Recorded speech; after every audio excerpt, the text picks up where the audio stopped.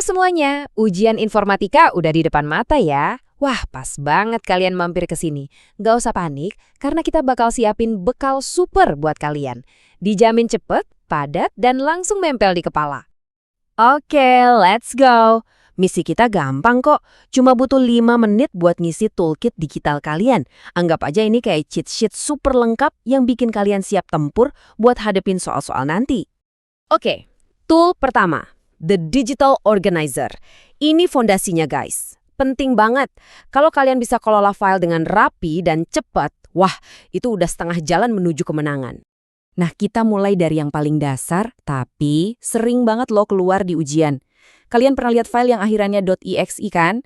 Itu tuh file executable. Gampangnya, itu file yang tinggal kalian klik 2 kali buat jalanin program di Windows. Simpel kan? Tapi inget ya, hati-hati. Cuma jalanin file .exe dari sumber yang kalian percaya, biar aman dari virus. Lanjut nih, trik biar kerja kalian sat.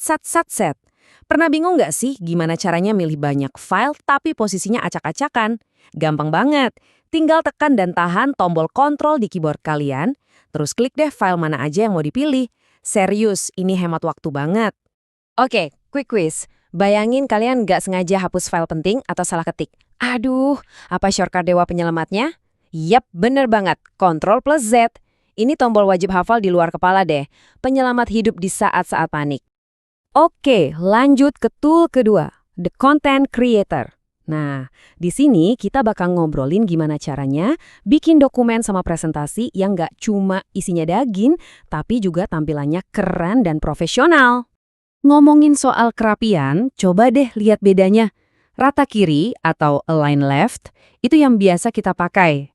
Enak dibaca. Tapi, kalau kalian mau dokumennya kelihatan formal banget, rapi kayak di buku atau majalah, nah pakai Justify. Lihat deh, rapi di kanan dan kiri. Keren kan? 3 fitur ini juga jangan sampai kelewat. Ada header buat naruh judul otomatis di tiap halaman, terus bullets biar daftar poin kalian jadi gampang dibaca, dan pastinya shortcut andalan, Ctrl+B buat nebelin teks. Cepat, simple, efisien. Jangan cuma ingat PowerPoint ya. Kita juga punya Google Slides loh. Keren, bisa diakses dari mana aja. Nah, tips biar presentasi kalian makin ciamik, pakai efek transisi. Ini bikin perpindahan antar slide-nya jadi smooth dan kelihatan profesional. Detail kecil tapi ngaruh banget. Siap buat jadi penyihir data? Tool ketiga kita, The Data Wizard. Jangan langsung pusing lihat angka-angka ya. Soalnya, dengan spreadsheet kayak Excel atau Google Sheets, data yang ribet bisa kita sulap jadi informasi yang gampang banget dicerna. Fokus nih. Ini 4 fungsi sakti yang sering banget ditanyain. Sum itu buat totalin semua angka. Max buat cari yang paling gede, min buat cari yang paling kecil. Nah, VLOOKUP ini agak spesial. Fungsinya kayak nyari nama temen di kontak HP kalian yang isinya ribuan. Tinggal ketik nama, langsung ketemu datanya. Kuasai 4 ini, dijamin kalian jadi jagoan spreadsheet. Ingat ya pesan dari temen robot kita ini. Jago ngolah data itu bukan cuma buat lulus ujian loh. Ini beneran super power di zaman sekarang. Jadi, apa yang kalian pelajari ini super berharga buat masa depan.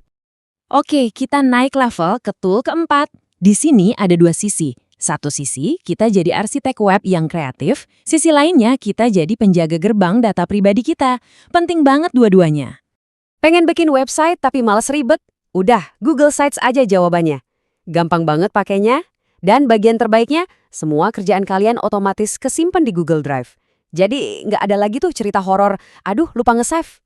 Nah, sekarang topik super penting, keamanan. Kalian pasti sering dengar istilah 2FA atau Two-Factor Authentication. Gampangnya ini tuh kayak ngasih gembok double buat akun kalian. Password itu gembok pertama, terus kode verifikasi yang masuk ke HP itu gembok keduanya. Jadi maling data alias hacker bakal jauh lebih susah buat masuk. Password yang kuat itu wajib hukumnya, nggak bisa ditawar. Formulanya gampang kok, campurin aja huruf besar, kecil, angka, sama simbol. Lihat tuh contohnya. Tujuannya cuma satu, bikin benteng pertahanan digital buat data-data pribadi kalian. Dan ini tolong banget dicamkan baik-baik. Ini aturan emas di dunia digital. Kode OTP dan password itu super pribadi, anggap aja kayak sikat gigi. Masa mau dipinjemin? Jangan pernah kasih ke siapapun. Titik. Nggak peduli apapun alasannya atau siapapun yang minta. Dan sampailah kita di tool pamungkas dalam toolkit kita, The Creative Coder. Tenang, kita cuma bakal kenalan sedikit sama dunia coding yang ternyata seru banget dan bisa ngasah logika kita. Sebelum ngomongin coding, kita harus kenal dulu sama yang namanya algoritma. Apaan tuh?